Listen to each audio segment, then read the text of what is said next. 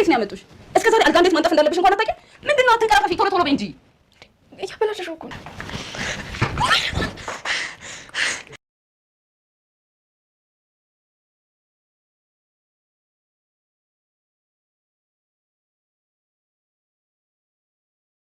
ተንኮለኛዋና ክፋተኛዋ ሳሮን ዛሬ ላይ የተደበቀባትን ሚስጥር አውቃለች ማለት ነው። በዚህም የህይወት ፈተና እንደሚቀጥልና ከዚህ በኋላም እንደማትለቃት እየዛተችባት ነው።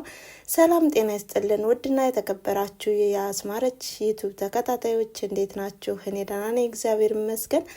ሰላም ለእናንተ ይሁን በያላችሁበት የዓለም ዳርቻ ሰላማችሁ ይብዛላችሁ እያልኩኝ እንግዲህ ዛሬም በአዲስ ቪዲዮ መጥቻለሁ ማለት ነው። ይህም የህይወት መንገድ በክፍል 39 ሳሮን ለስራ ባልደረቦቿም ደውላ ዳዊት በሰላም ወደ ቤት እንደገባና እንዲሁም እንዴት ለምን እንዳሰቃያችሁት ወንድሜን አሰቃዩት ብያችኋለሁ ወይ በማለትም ስትዝትባቸውም ነበረ። በዚህም በጣም ተናዳለች። እዚህ በኋላ እንገናኛለን እያለችም ነበረ። ሲቀጥል ያናገረችበትን ስልክም ሩት ወዲያውኑ መረጃ ለማግኘት ስትልም ቀስ ብላ ወደ መኝታ ክፍል በመግባትም እንግዲህ ከስልኳ ያለውን ፋይል ወይም ሪከርድ በማዳመጥ ወደ ስልኳ ትራንስፈር ታደርግና ሩት እስካሁን ታግሸሻለሁ፣ ከዚህ በኋላ ግን የምታገዝበት አቅምና ምንም ነገር የለኝም በማለት ከሳሮን ላይ ትዝትባታለች። ከዚህ በኋላ አልቆልሻል በማለትም በመቀጠልም ወደ ውጭ በምትሄድበት ሰዓትም የሆነ ልጅ ታኳት ይሄዳል። ታዲያ ገፍታኝ ነው እንደምትሄደው ስትልም ዘወር ስትል ግን ስልኳን አላገኘችውም። ሩት በጣም ደንግጣለች። ያ የገፋትን ልጅ ተከታትላም ስልኬ አንተ ሌባ በማለትም ብትሮጥም አልደረሰችበትም። በመቀጠልም ሳሮን ወደ ልጁ በመደወልም እንግዲህ ስልኩን ያስከው ትለዋለች። ታኮራኛለህ እኮ በማለትም ታሞግሰዋለች። በመቀጠልም ሩት በጣም ተናዳለች። ከዛ ሰላምን ታገኛታለች። ሰላምም ስልኩን ይዘው ስለነበር ትሰጣታለች። አንቺ ለወደፊቱ ትምህርት ይሆንሻል ብዬ ነው፣ ከዚህ በኋላ ተጠንቀቂ በማለትም ስልኳን እንዳስመለሰችላትም ትናገራለች። ታዲያ ሩትም በጣም ደስ ብሏታል። ከልብ ነው ማመሰግን ዛሬ ስላደረግሽልኝ ነገር ስትልም ሰላምም ስለ ሳሚ ደህንነት ነበር የጠየቀችው። ሳሚ ደህና ነው ሩት በማለትም ስትጠይቃት ምን አልሽኝ ስትላትም ሰላምም እንዴ ጆሮሽ ያከራክራል ማለት ነው፣ ሳሚ እንዴት ነው? በባለፈው እኮ እንግዲህ ያፍዚያ ደንግዝ ነገር ላደርግበት ብዬ ቆሜም ስናገር እንግዲህ እሱ ደግሞ የመሰወሪያ ነበር ያደረግኩበት ተሰውሮ እኮ ጠፋኝ ስላልኩኝ ነው በማለትም ለሩት ትነግራታለች። ሩትም በሁኔታው ተደናጋግጣ ምንድን ነው የምትይው? ለዛ ነው አይደለ ተሰውሮ ነው አይደለ የቆየው በማለትም እንግዲህ የሰላም ወሬና ሁኔታዋም ያስቃትም ያስደንቃትም ስለነበር በዛውም ይለያያሉ ማለት ነው። በመቀጠልም ሩት ወደ ወንድሟም በመደወልም ስልኬን እኮ ሌቦች ወስደውብኝ ነው፣ ግን አንድ የሰፈር ልጅ አስመለሰችልኝ፣ ያስመለሰችልኝም የሆነ ቅጠል ቀብታ ነው በማለትም ትናገረዋለች ማለት ነው። ታዲያ ይህንንም ሚስጥሩን ቆይ ልክልሃለሁ ከሳሮን ስልክ ያገኘሁትን በማለትም መረጃውን ለማላክ ስልኩንም ስትፈትሽ አላገኘችውም። ከዛም እንዴ ስልኬን ያሰረቅሽኝ አንቺ መሆን አለበት ሳሮን፣ ቆይ ያገኝሻለሁ፣ ዛሬ ባይሆን ነገ ባይሆን ከነገ ወዲያ በቃ አንቺ ነበርሽ ያሰረቅሽኝ፣ ከሌሎች ለይተሽ ያሰረሽው ማለት በማለትም ተናዳ ስልኩን ትዘጋዋለች።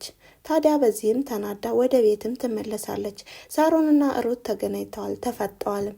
ምንድነው ያናደደሽ ትላታለች ሳሮን ሩትን። ታዲያ ሁሉንም አሁንም አንቺ ደግሞ በተገላቢጦ ደስ ያለሽ ትመስያለሽ፣ ነገር ግን ከጊዜ በኋላ ተገላብጦ አንቺ ይከፋሻል፣ እኔ ደስተኛ ሆናለሁ በማለትም ይፋጠጣሉ። ምን ትላታለች ሳሮንም ያለውንና ያደረገችውንም እንግዲህ ያልተነቃብኝም በማለት ነበረ ስታወራት የነበረ። ሩትም እንግዲህ ሁሉንም ነገር ስታወጣ ስታወርድም አንቺ ከራስሽ እስኪ ወደ ራስሽ ተመለሽ፣ ህይወትን የመጥላት ብዙ ምክንያት የለሽም፣ አሁንም ህይወት ምን ብታደርግሽ ነው የዚህን ያህል የምትጠያት ስትላትም አሁንም ከህይወታችን መውጣት አለባት፣ አንቺስ ቢሆን ዳዊትን ላለማገናኘት ስትይ የገንዛ ጓደኛሽን አጣብሰሽል በማለት ትመልስላታለች። ሁሉም ነገር አንድ አይደለም፣ የኔም ያንቺም ይለያያል ትላታለች። ነገሩ ይለያይ እንጂ መድረሻችን ግን አንድ ነው።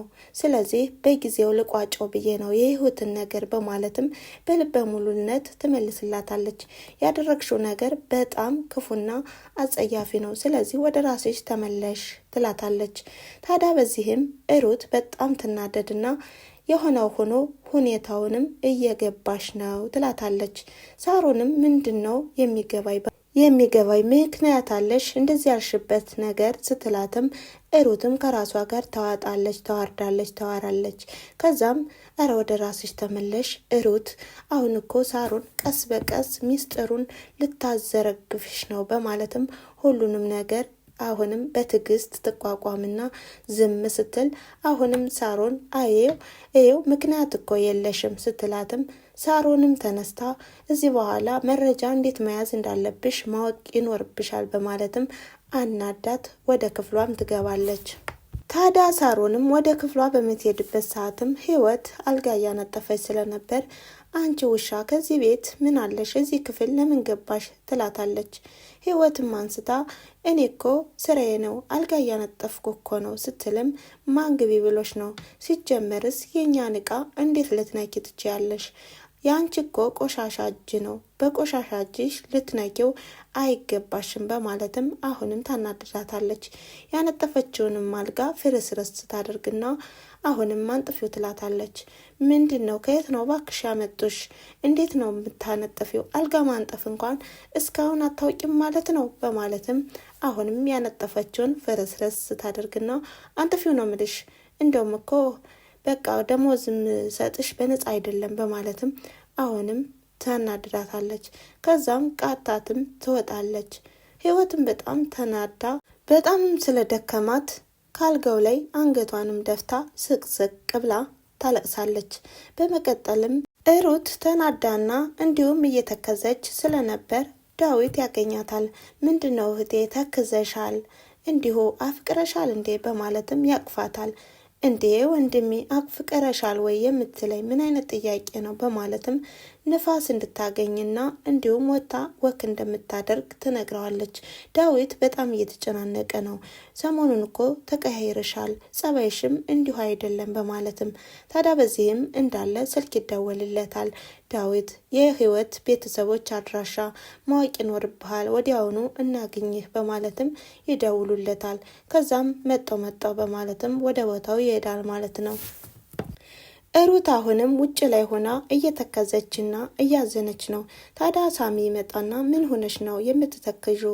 ምቆዝሚው ምን ሆነሽ ነው ሲላትም ሩትም እንዲሁ ነው ደህና ነኝ ስትልም ሳሚም እንዴ አፈቀርሽ እንዴ በማለት ይጠይቃታል።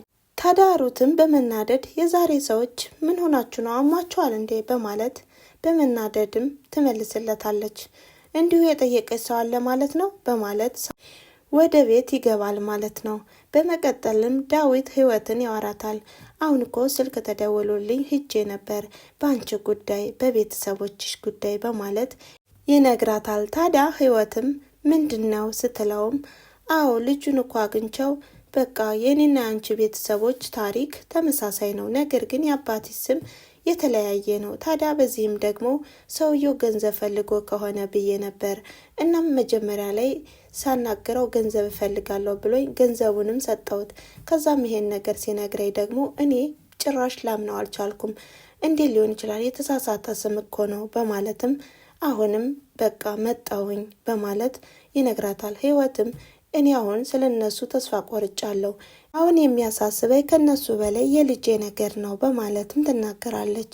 ዳዊት ደግሞ የኔና የአንቺ ቤተሰቦች እኮ ተመሳሳይ ታሪክ ነው ያላቸው እያለ ሲነግራትም ህይወትም ሳቅ በማለትም እኔ እናንተ እህትና ወንድም እኔ እንጃ የማይሆን ነገር በማለትም ትመልስለታለች። ታዲያ በዚህም አሁንም ከኔና ከአንቺ ቤተሰቦች ታሪክ ጋር በማያያዝ አሁንም ብዙ ገንዘብ የሚጠይቁን ሰዎች ይኖራሉ በማለትም ይመልስላታል። በመቀጠልም ህይወትም ወደ ሩት በመሄድ ምንድነው ዛሬ ፈዘሻል ትላታለች። ሩትም ይቅርታ አድርጊልኝ የጸጸት ስሜትና የንዴት ስሜት እየተሰማኝ ነው ትላለች። ህይወትም ምንድነው ይቅርታ ማደርግልሽ? አንቺ እኮ ምንም አላጠፋሽም። ልጄን ፈልጌ ስላላገኘሽልኝ ነው። አንቺ እኮ የምትችይውን ነገር አድርገሻል። ስለዚህ አትጨነቂ፣ አታስቢ ትላታለች። ይቅርታ አድርጊልኝ ከዚህ በላይ በቃ ይበልጡኑ ጸጸት እየተሰማኝ ነው በማለትም ወደ ቤት ጥላት ትገባለች። ህይወትም የኔ ምስኪን በቃ በእኔ ቦታ ብትሆኑ ታብዱ ነበር በማለትም ከራሷ ጋር ታወራለች። በመቀጠልም ህይወት ልብስ እያጠበች ነው። ከዛም ሳሚ ይመጣል። ሳሚም ከኪሴ የሆነ ወረቀት አላገኘሽም ብሎ ይጠይቃታል። ከዛም መረን አላገኘውም ስትለውም አሁንም ሳሚ አየኔ ነገር በማለትም ድጋሚ ኪሱን ይፈትሻል። ኪሱን ሲፈትሽም ወረቀቱን ያገኘዋል። ይህን ወረቀትም ለህይወት ይሰጣታል። የምን ወረቀት ነው ስትለውም አንብበሽ ተረጂ ይላታል። ከዛም ስታነበው እንደ ቀድሞው የፍቅር ደብዳቤ ነበር። ታዲያ በዚህም ህይወት በጣም ተናዳ አንተ በዚህ ሰዓት ትጃጃላለህ እንዴ? ምን አይነት ጅል ነህ? በማለትም ወረቀቱን ቡጭቅጭቅ አድርጋ ምድር ላይ ትጥለዋለች። ከዛም እዚህ አጠገቤ ራቅ ነው ምልህ በማለት ስትመልስለትም ሳሚ ደግሞ ቀደም እኮ ፍቅሬን የተቀበልሽኝ በወረቀት ነው ታስታውሻለሽ በማለት ይመልስላታል። ህይወትም ትናደድና የዛኔ እኮ ይቆጨኛል፣ አሁንም የዛኔ እኮ ባለትዳር መሆንክን ሳላውቅ ቀርቼ ነው በማለትም ትመልስለታለች። ሳሚም በመካከላችን እኮ ልጅ አለች በማለት ሲመልስላትም ልጄ አትበል ልጅቷን የልቁን ሳምጣልኝ በማለት ስትናገር ሳሮን ከውስጥ ሆና በስተ መስኮት ሆናም ታዳምጥ ነበር። ይህም እንግዲህ ሳሮን እስካሁን ድረስ ይህን ሚስጥር አልሰማችምና በግርምት ነበር የምትመለከታቸው። ታዲያ በዚህም እባክህን ከአጠገቤ ራቅ ነው ምልህ ይህን ውሃ እንዳረጭብህ ስትለውም አሁንም ተናዳ ውሃውንም ትረጭበታለች። ታዲያ ሳሚም አሁንም ዙሮ ሊረጫ ሲልም ዳዊት ከወዳ ይመጣል ማለት ነው። ህይወትም ራሷን ለመከላከል ከዳዊት ትጠመጠምበታለች። በዚህም ይሄን ሚስጥር የሰማችው ሳሮንም ራሷን መቆጣጠር እስከሚያቅታት ድረስ ቁማም ታስብም ነበር። ወይኔ ጉዴ እስካሁን ስትጫወቱብኝ ነበር የቆያችሁ ማለት ነው በማለትም አሁንም በህይወት ላይ ብዙ ፈተና እንደሚገጥማትና እዚህ በኋላም አልቆልሻል በማለትም ህይወትን ጠብቂ በማለት ሳሮን በንዴት ላይ እያለች ነበረ ቪዲዮ ያቆመው። እናም ስለተከታተላችሁኝና አብራችሁኝ ስለቆያችሁ ከልብ አመሰግናለሁ በማለት ላይክ፣ ሼር፣ ኮሜንት እያደረጋችሁ አበረታቱኝ። ቻው ቻው።